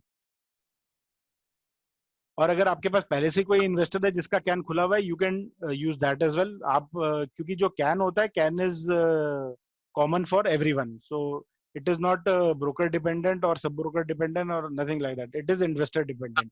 एक इन्वेस्टर का एक ही कैन हो सकता है. They can have multiple folios, but they will only have one can. तो आप एग्जिस्टिंग कैन करके भी डेटा सेव कर सकते हो. अगर एग्जिस्टिंग कैन है then we don't ask for proofs, क्योंकि प्रूफ्स का मतलब ये है कि भाई it is already approved by MFU, so we don't need proofs, we need just the basic information जिसके बेसिस पे हम ट्रांजैक्शन कर सकते हैं. तो ये सारा डेटा आप डाल के आप उसको सबमिट कर दीजिए और उसका कैन खुल जाएगा. तो अब सबसे पहली चीज जो क्या होती है, जैसे ही आपका कैन खुलता है the investor gets a agreement. Investor को एक एग्रीमेंट जाता है. तो आप यहाँ पे जैसे देख रहे हैं मिस्टर जयेश शाह, इनको एक एग्रीमेंट गया हुआ है. So he has not approved it yet. तो जो एग्रीमेंट होता है, एग्रीमेंट सेज दैट कि जो ट्रांजैक्शन गोइंग फॉरवर्ड होंगी so that needs to be pre approve, so that जब स्विचेस होने होते हैं या एसआईपी की परचेज जानी होगी या वैल्यू एसटीपी का स्विच जाना होगा, कुछ भी जाना होगा, so that needs to be pre approved. So वो आपको यहाँ से मिलता है सेंड एग्रीमेंट से. तो सेंड एग्रीमेंट जब इन्वेस्टर एक्सेप्ट करता है, which again is done electronic only, उसको ईमेल पे ही कंफर्म करना है. सो वंस ही does that he will be able to transact. तो जैसे ही आप जो इन्वेस्टर है वो एग्री कर देता है, आपके लिए प्लेटफॉर्म खुल जाता है. So as you can see here, यहाँ पर आपको दिखने लग जाएगा, ये साइंड एग्रीमेंट भी आ जाएगा विच यू कैन ऑलवेज, और आप उसकी फिर स्मार्ट इन्वेस्टिंग ट्रांजेक्शन कर सकते. So that is the basic requirement from our side to transact. अब दूसरा पॉइंट ये आ जाता है कि भाई अगर आप बीएससी एनएससी कोई किसी का भी ट्रांजेक्शन प्लेटफॉर्म यूज कर रहे हैं and you want to open cans, तो उसके लिए हमने क्या किया, we have created an upload facility. तो अपलोड फैसिलिटी में क्या है कि हमने यहाँ पे कैम्प से आप इन्वेस्टर डिटेल फाइल मंगा सकते हो, विच इज कॉल्ड WBR9. आप कार्वी से इन्वेस्टर मास्टर इन्फॉर्मेशन मंगा सकते हो, विच इज कॉल्ड MFSD 211. और फ्रैंकलिन से आप इन्वेस्टर फोलियो डिटेल मांग सकते हैं.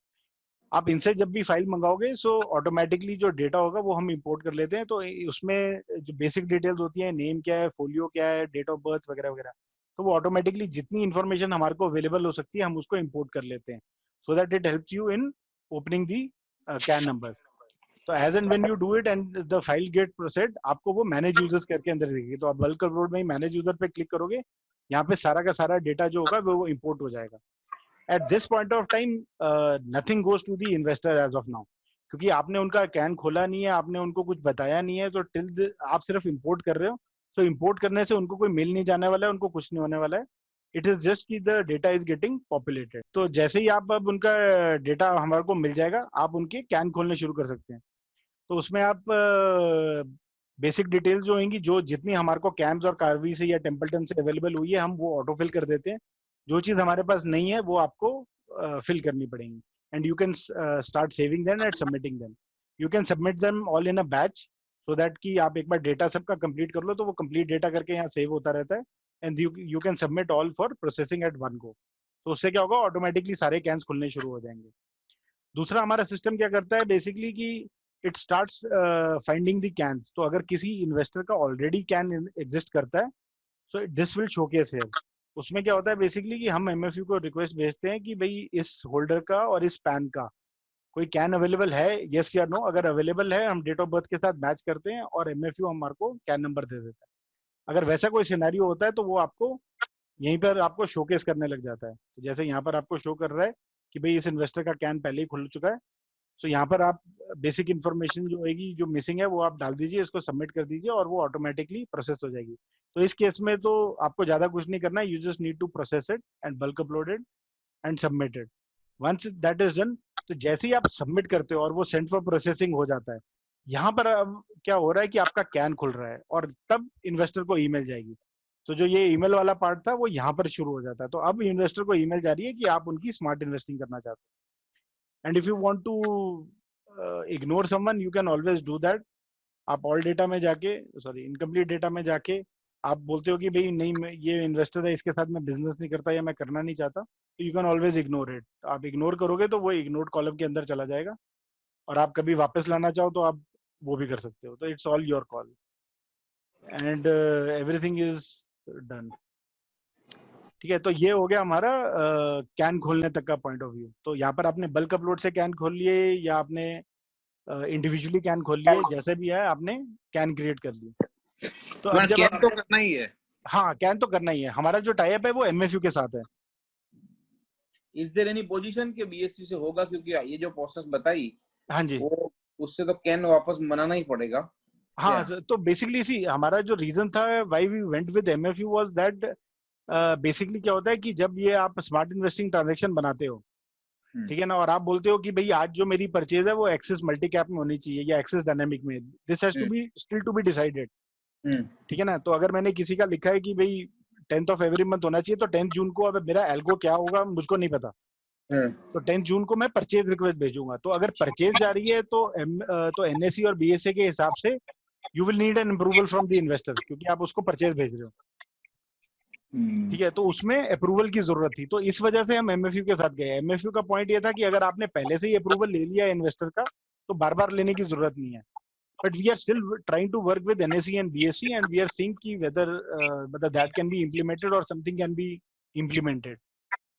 प्लस वी आर तो हम एमएफयू के साथ भी अब ये करने वाले हैं कि you will get an option, the investor will get an option कि वो प्री अप्रूव करना चाहता है कि नहीं करना चाहता है, because some of the investors are like कि नहीं मैं सारी सब कुछ नहीं अप्रूव करना चाहता हूँ, मैं सिर्फ कुछ चीजें प्री अप्रूव करना चाहता हूँ। जैसे ही अगर कोई ये परचेज बना रहा है स्मार्ट इन्वेस्टिंग की एसआईपी, तो मैं उसको प्री अप्रूव करना चाहता हूँ। So that is what we are building up. तो उससे क्या होगा कि जब भी कोई परचेज होगी वो ऑटोमेटिकली चले जाएगी, बट अगर कोई आप रिडेम्पशन डाल रहे हो या परचेज डाल रहे हो या कुछ भी कर रहे हो, उस केस में इन्वेस्टर के पास अप्रूवल के लिए लिंक जाएगा, एंड जब तक वो क्लिक करके अप्रूव नहीं करता है तब तक आप आगे थ्रू नहीं हो सकते। समझ गया। हाँ, तो मतलब we are trying to create anything and everything, but it's just कि भाई करंटली हमारा एमएफयू के साथ था और एमएफयू के साथ it was easy, so we started doing with them, ठीक है। तो अब दूसरा क्वेश्चन आता है कि आप स्मार्ट इन्वेस्टिंग कैसे बनाते हो। तो स्मार्ट इन्वेस्टिंग बनाने के लिए आपने जैसे कैन खोल लिया, आप स्मार्ट इन्वेस्टिंग पे क्लिक करोगे, आप बोलोगे कि भाई मैं फ्रेश करना चाहता हूँ। फ्रेश का मतलब है कि इनिशियली कोई मैं लमसम परचेज करना चाहता हूँ या मैं मंथली करना चाहता हूँ। तो एमएफयू में there is a system called cast create and schedule, so that is what we are creating. जैसे मैंने आपको बताया था कि जो भी आप यहाँ पे ट्रांजेक्शन क्रिएट कर रहे हैं that remains on only up till this platform.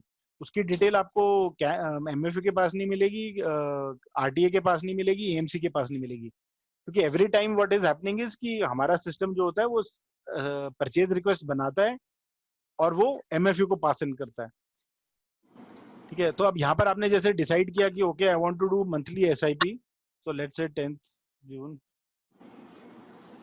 ठीक है। तो अब यहाँ पर अब आप चूज करते हो कि भाई कौन से एएमसी के साथ आप करना चाहते हो। तो आपने चूज किया कि भाई मैं एक्सेस के साथ करना चाहता हूँ, so either you can create a new folio और you can create a old folio.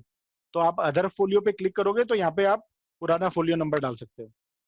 अगर आप न्यू क्रिएट करोगे तो एमएफयू आपके लिए नया फोलियो नंबर खोल देगा। तो अब आपने बोल दिया कि भाई ठीक है ओके, लेट्स से कि भाई मेरा कोई पुराना फोलियो था, तो आपने अदर फोलियो करके यहाँ पे फोलियो नंबर डाल दिया।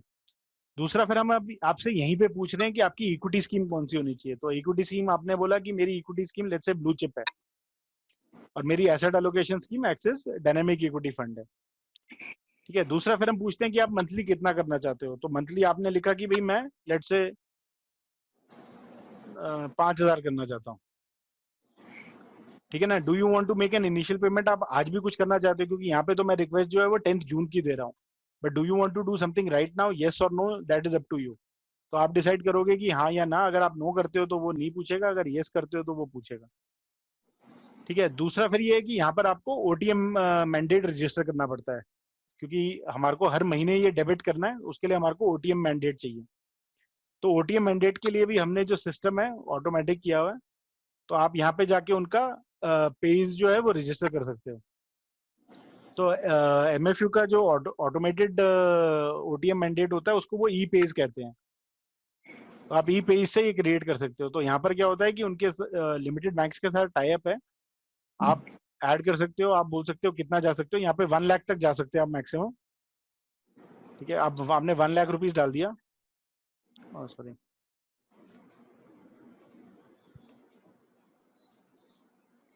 ठीक है ना। परपेचुअल फ्लैग येस और नो कि मतलब एंड डेट चाहिए कि नहीं चाहिए, आपने लिख दिया नहीं चाहिए, और आपने कब से शुरू करना और सबमिट कर देंगे। जैसे ही आप सबमिट करेंगे इस इन्वेस्टर को एक नेट बैंकिंग का लिंक जाएगा to authorise the auto debit mandate, और auto debit mandate automatically register हो जाएगा बिटवीन 1 to 3 days के अंदर अंदर।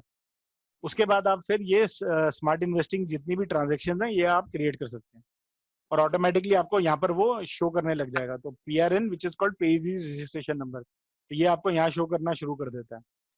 इन case you want a higher amount, तो आप कहते हो कि नहीं 1 लाख तो ठीक है, बट मैं कभी कभी इसके 10 लाख या 20 लाख या 50 लाख भी करना चाहता हूँ, तो that process is still available. उसके लिए आपको जो है एक फॉर्म डाउनलोड करना पड़ेगा। तो यहीं पर आप वो पेइजी में जाके आप डाउनलोड पेइजी फॉर्म कर लीजिए। जैसे ही आप डाउनलोड पेइजी फॉर्म करोगे, उसकी बैंक की डिटेल्स के साथ सारी चीजें जो होंगी वो प्रीफिल्ड हो जाएंगी।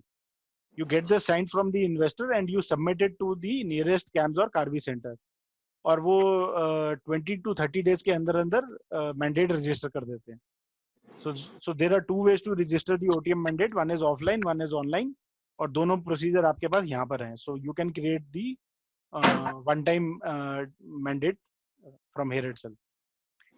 अब वंस आपने ये क्रिएट कर दिया और आपने सबमिट कर दिया, ये ट्रांजेक्शन हमारे पास सेव हो जाती है। तो ये सेव ऐसे होती है, ठीक है। तो अब आप यहाँ पर आप जैसे देख रहे हो अपने इस इन्वेस्टर का 2019, तो ऑलमोस्ट 1 ईयर अगो हमने इनकी स्मार्ट इन्वेस्टिंग बनाई थी। तो हमने ये बोला कि एक इक्विटी स्कीम चूज कर ली और एक हमने स्मार्ट इन्वेस्टिंग स्कीम चूज कर ली।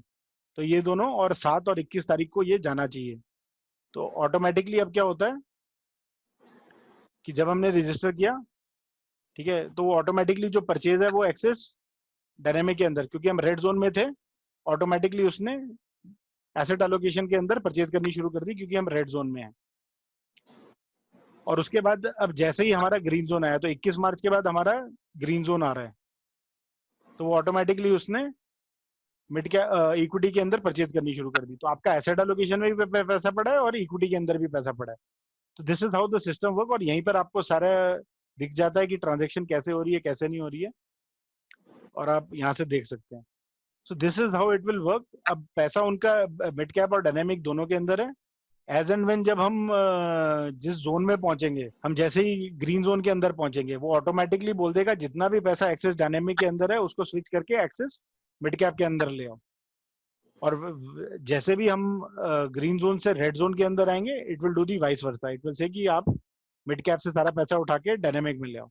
सो the process will keep on happening and this is where it will show. दूसरा, जस्ट टू सी कि भाई आज आपके ट्रांजेक्शन क्या क्या हुई है, we have created a thing called transaction trigger. जैसा अभी उनकी क्वेरी आई थी कि भाई लेट्स से 18th को मेरा एल्गो चेंज हो गया and it went to green zone, so और मेरा एल्गो तो नेक्स्ट 15 तक वेट करता रहेगा। So from here you can, if you feel like, you can override the system. तो इसमें हम क्या होता है, बेसिकली आपने 15 तारीख को बोला कि जो स्विच है हमारा होना चाहिए था, ठीक है ना। तो हमने लिखा कि भाई ये सारे स्विचेस जो है वो होने चाहिए थे, बट क्योंकि सिस्टम ने बोला 15 मई को हम रेड जोन में हैं तो कुछ नहीं करना है, बट यू डिसाइड कि नहीं मैं तो करना चाहता हूँ। So if you want to do it you can still do it. आप यहीं से जितने भी आपने स्मार्ट इन्वेस्टिंग बनाई होंगी आपको सबके दिखते रहेंगे स्मार्ट इन्वेस्टिंग। सो वंस जो स्मार्ट इन्वेस्टिंग आपको दिख रहे हैं, you can either select individually और you can select all, it depends upon you, आप किसका करना चाहते हो किसका नहीं। वंस यू डू दैट, ठीक है, आप नीचे से सिलेक्ट कर सकते हो कि भाई मैं एसेट एलोकेशन से इक्विटी के अंदर सारा का सारा स्विच करना चाहता हूँ। You are overriding the system basically, और आप यहाँ से रीट्रिगर की ऑप्शन देते हो। अब रीट्रिगर की जैसी ऑप्शन दी, उसने ऑटोमेटिकली चूज कर लिया कि बैक से सारा पैसा जो है इक्विटी के अंदर ले जाओ, और यहाँ से जैसे ही मैं कंफर्म करूंगा, so this transaction will automatically go to MFU and this will get executed, ठीक है। तो जैसे उनका पॉइंट था कि भाई 18th को मतलब हम ग्रीन जोन में आ गए, सो ही मतलब 15th को नहीं थे, तो 18th मई को या 18th को वो ऑटोमेटिकली यहाँ पर आ सकते थे and he could have overridden the system and done the transaction. और यहीं पे अगर आप, आपने किसी इन्वेस्टर की यहाँ पर एक एसआईपी बनाई हुई थी, ठीक है ना, और आपने एसआईपी कर दी, बट इन्वेस्टर बोलता है कि यार मेरी ना दोबारा से कर दे एक और, क्योंकि मार्केट डाउन है, तो आप यहीं से सिलेक्ट कर सकते हो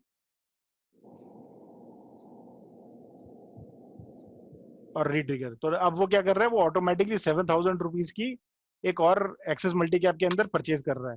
तो you don't need to create all of the transaction again, you can just select it and retrigger it. तो उससे भी दोबारा से वो एग्जीक्यूट कर देगा। तो आप किसी की दोबारा करना चाहते हो, एक्स्ट्रा करना चाहते हो, so that is also possible. अगर आपके पास ज्यादा लंबी लिस्ट है तो you can do it for everyone. So ये हमारा ट्रांजैक्शन ट्रिगर है। तो यहाँ पर आपको सब कुछ दिखता रहेगा, फ्यूचर भी पास्ट भी। तो आगे कौन सी ट्रांजैक्शन होने वाली है वो भी आपको दिखते रहेंगी, ये फ्यूचर है। पास्ट कितनी होगी है वो भी आपको दिखते रहेगी। तो आप 1 महीने तक बैक जा सकते हैं टू रीट्रिगर द ट्रांजैक्शन। तो जैसे अगर आप 18 अप्रैल का देख सकते हो कि भाई ये जो ट्रांजेक्शन है वो सक्सेसफुल हुई कि वेस्ट हुई, वो यहाँ दे देंगे। एंड दूसरा पॉइंट ये था सर कि जब ट्रांजेक्शन हमारे से पुश होती है, तो जब ट्रांजेक्शन जाती है तो बेसिकली अब ट्रांजेक्शन जाती कैसे है। अब कैन नंबर जिस मर्जी ने खोला हो, चाहे इन्वेस्टर ने खुद खोला हो, चाहे किसी और डिस्ट्रीब्यूटर ने खोला हो, चाहे जैसे मर्जी खोला हो, इट डजेंट मैटर। क्योंकि जब ट्रांजेक्शन यहाँ से पुश होती है तो यहाँ से जब पुश होगी तो उसमें होगा कि एमएफयू को ये जाएगा कि कैन ये था, कैन ये था, एआरएन ये था, तो एआरएन आप ही का जा रहा है, यूएन आप ही का जा रहा है, दोनों चीजें आपकी जा रही हैं, प्लस फोलियो नंबर जा रहा है और फिर स्कीम की डिटेल जा रही है। तो एमएफयू के पास ये सारी चीजें जाती हैं और पंच हो जाती हैं। तो जैसे ही सिस्टम पे पंच होगी उसके बाद वो आगे आरटीए को भेज रहा है। अब यहाँ पे आईसीआईसीआई था तो इनका आरटीए, आईसीआईसीआई का आरटीए कैम्स, तो ऑटोमेटिकली क्या होगा कि वो कैम्स को बोल रहा है कि भाई इस फोलियो के अंदर, तो नेचुरली ये फोलियो आप ही का था, इस फोलियो के अंदर इस इन्वेस्टर का परचेज करना है आईसीआईसीआई मल्टी कैप के अंदर, और ये एआरएन कोड था, ये यूएन कोड था। तो ऑटोमेटिकली जो कैम्स होगा उसको आप ही की इंफॉर्मेशन मिल रही है, उसको कैन से कोई मतलब नहीं है, उसको फोलियो से मतलब है, and that is what it मतलब द कैम्स इज गेटिंग। तो ऑटोमेटिकली जिस दिन ये ट्रांजेक्शन प्रोसेस हो जाएगी, तो लेट से आपने आज करी है, तो जैसे ही प्रोसेस हो जाएगी तो 23rd को, विच इज टुमारो, जो WBR2 फाइल आती है कैम्स की, उसमें ऑटोमेटिकली ये ट्रांजेक्शन अपडेट हो गई होगी इन द सेइंग कि ये परचेज हुई है। It won't show as a SIP but it will show as a purchase, and automatically आपको उसकी ब्रोकरेज मिलेगी, ऑटोमेटिकली आप उसकी स्टेटमेंट्स निकालते हो। तो अगर आप कोई पोर्टफोलियो सॉफ्टवेयर यूज कर रहे हो लाइक इन्वेस्टवेल या रेड विजन या कुछ भी, उनमें अगर ऑटोमेटेड WBR2 या कोई भी इन्वेस्टर ट्रांजेक्शन डिटेल्स अपडेट हो रही हैं तो ऑटोमेटिकली उसमें आपको दिख जाएंगी और ये ट्रांजेक्शन आपको आपके पोर्टफोलियो में दिखने लग जाएंगी under the folio and investor name. तो ये सब कुछ जो प्रोसेस है वो ऑटोमेटेड है। अब सेम केस में ये तो हो गया हमारा कि अगर एसआईपी करनी है, तो लेट्स से इन्वेस्टर बोलता है कि भाई मैं लमसम करना चाहता हूँ, तो आप लमसम भी कर सकते हो। आपने वही सेम चीज करना है, तो instead of deciding a date की किस किस दिन होना है, आप सिर्फ वन टाइम कर रहे हो, और आप यहाँ पर भी सेम चीज दो स्कीम्स के अंदर चूज करोगे एंड यू विल डिसाइड कि कहाँ से डेबिट होना चाहिए। अब जब आप परचेज कर रहे हो, because it's one time, you can use net banking and you can use NEFT और यू कैन यूज आरटीजीएस अगर आपका अमाउंट ज्यादा बड़ा है, तो आरटीजीएस इज ऑलवेज प्रेफर्ड। तो व्हाट एमएफयू डज इट, एमएफयू क्या करता है, नेफ्ट और आरटीजीएस के लिए वर्चुअल अकाउंट खोल देता है। So they have a tie up with ICICI bank and Kotak bank, तो इसमें उन्होंने वर्चुअल अकाउंट नंबर खोल रखा है against the CAN number itself. तो ऐसा कुछ नहीं है कि पैसा कहीं और जाने वाला है, पैसा इन्वेस्टर के ही कैन में जाएगा और कहीं नहीं जाने वाला।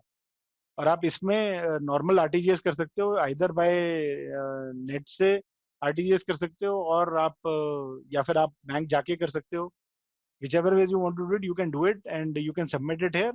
ऑटोमेटिकली जो ट्रांजेक्शन है वो एमएफयू के पास अपडेट होगी, एमएफयू जो क्रेडिटेड होगा वो आगे आरटीए को पास कर देगा and the transaction will happen.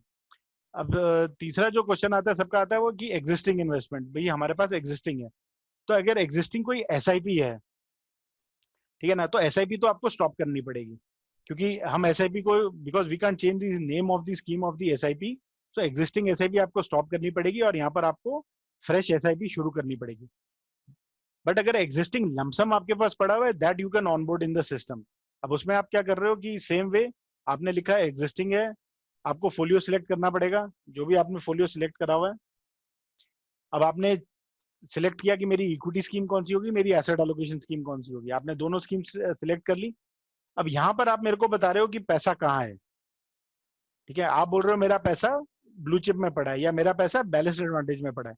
अगर आप बोल रहे हो मेरा पैसा ब्लू चिप में है और आप सबमिट कर देते हो, तो सिस्टम क्या करेगा, स्कीम को रजिस्टर कर लेगा and it will wait for 15। तो 15 जून को वो देखेगा सिस्टम की भाई कहाँ है। तो हम अभी येलो जोन में है, तो येलो से मे भी हम ग्रीन जोन में चले गए, तो आप येलो में हो या ग्रीन में हो, you have to be in equity, तो ऑटोमेटिकली आप ब्लू चिप में ही आपका पैसा रहने देगा।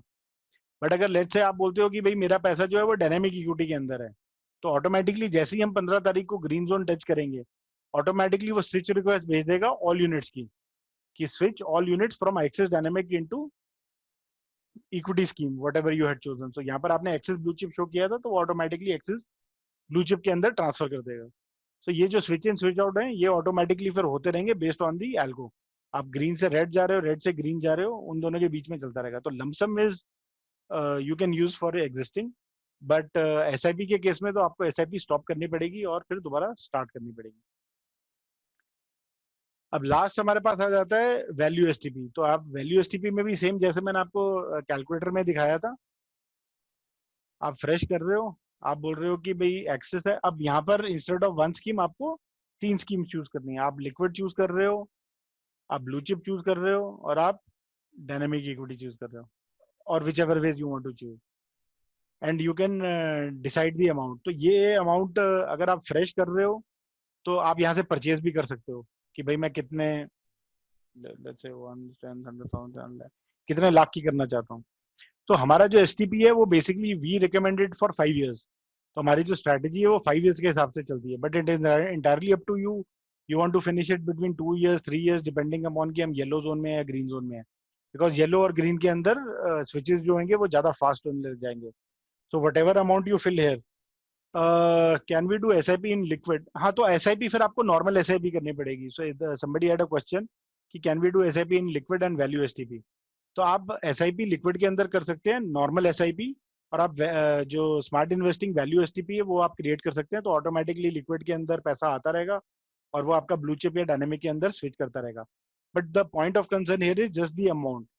अब आपने लेट्स से 10,000 पर मंथ की आप एसआईपी कर रहे हो, आपके लिक्विड में पैसा नहीं है, तो because we are in yellow zone वो 10,000 की जगह 30,000 स्विच करेगा। तो अगर 30,000 स्विच करेगा और लिक्विड में पैसा नहीं होगा, so then the SIP मतलब will only happen for the balanced number of units. So it's better to if you create a buffer and then you can start doing it. तो आप 2 या 3 महीने का बफर बना के रख लीजिए 5 times के मल्टीपल पे या whichever ways। तो आप 50,000 पे डाल के रख लीजिए या 1 लाख रुपए एटलीस्ट, और आप स्मार्ट इन्वेस्टिंग चला दीजिए और हर महीने आप कुछ ना कुछ परचेज करते रहिए। नहीं, currently we can't change the STP जो हमारा ये एक्स जो मंथली एसटीपी होता है, we can't change the times, so it will be 1, 3 and 5, that's it.